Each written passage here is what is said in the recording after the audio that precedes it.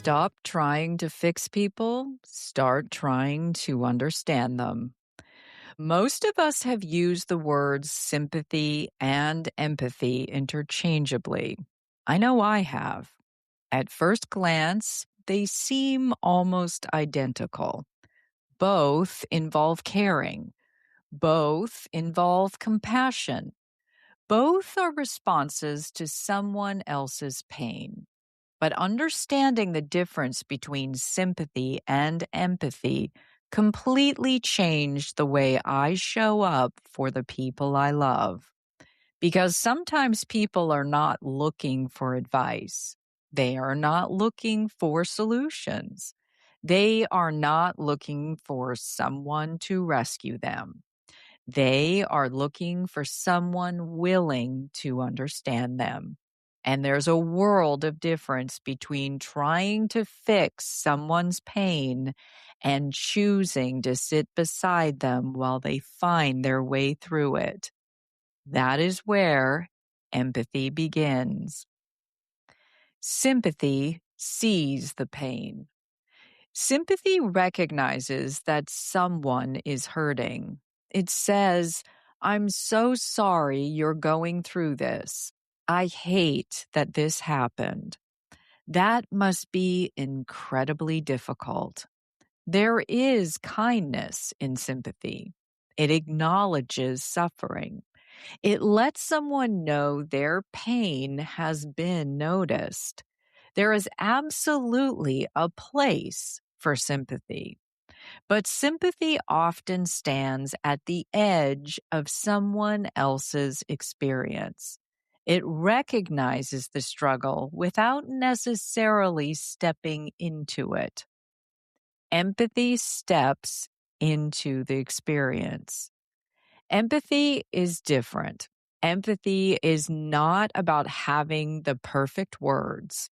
It is about being willing to understand another person's experience without making it about yourself. It says, I may not know exactly how this feels for you, but I'm here. You do not have to carry this alone. I don't need to fix it to stay with you.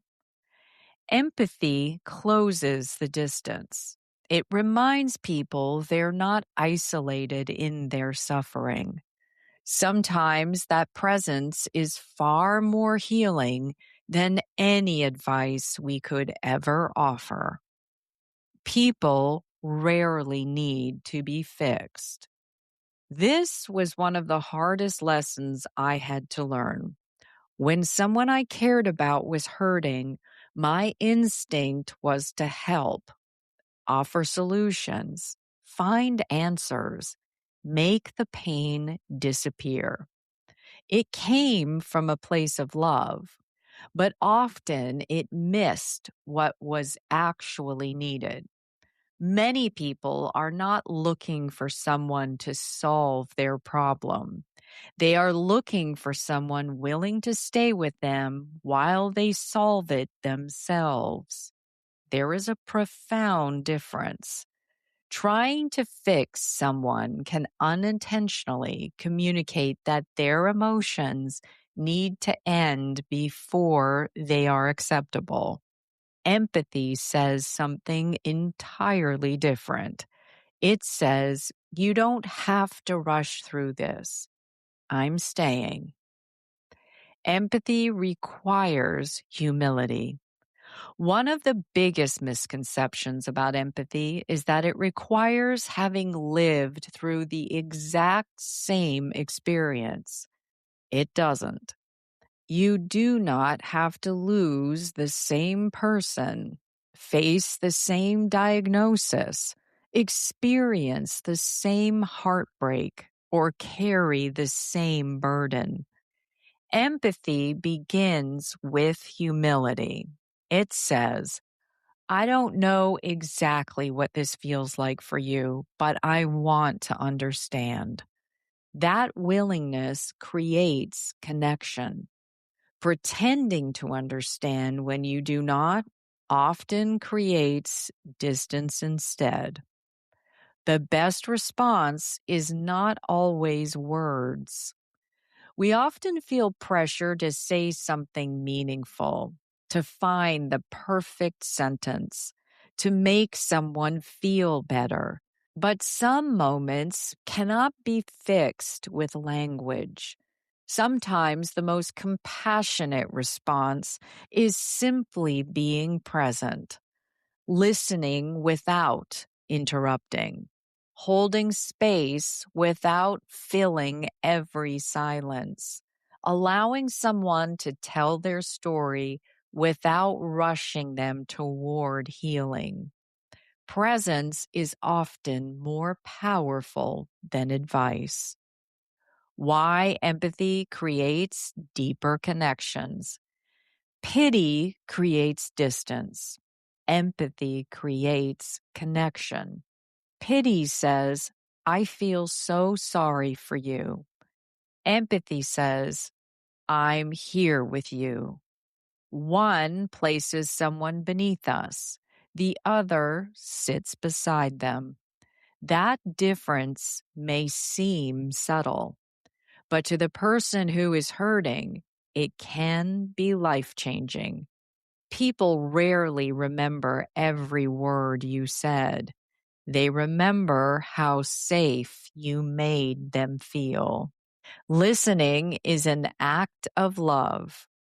We have all seen conversations where someone shares something deeply personal, only to have the focus quickly shifted elsewhere.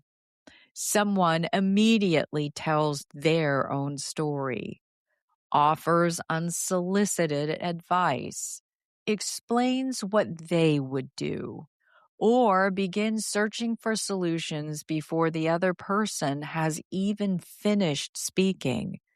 Most of the time, those responses come from kindness, but kindness without listening can still leave someone feeling unseen. Sometimes listening is the greatest act of love we can offer, not because silence solves the problem, because being heard helps people feel less alone while they solve it themselves. Empathy makes people feel safe. Think about the people you trust most. Chances are they are not the people who always had the perfect advice. They are the people who made you feel safe enough to tell the truth, safe enough to cry, safe enough to admit you were struggling, safe enough to say, I'm not okay. This is the gift of empathy. It creates space where authenticity becomes possible.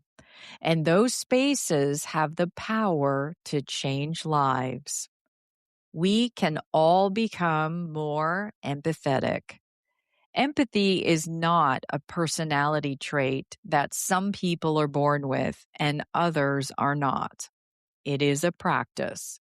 It grows every time we become more curious than judgmental.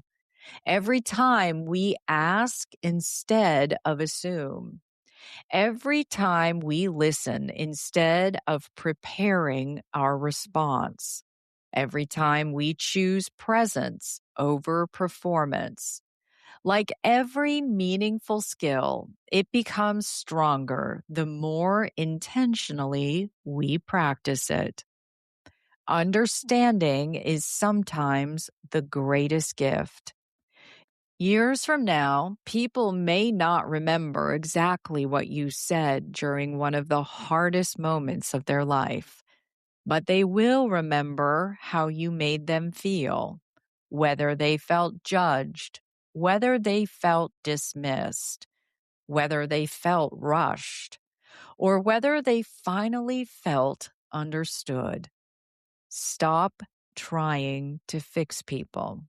Start trying to understand them. Because sympathy reminds people they are not invisible. Empathy reminds them they are not alone. And sometimes feeling understood is the first step toward healing.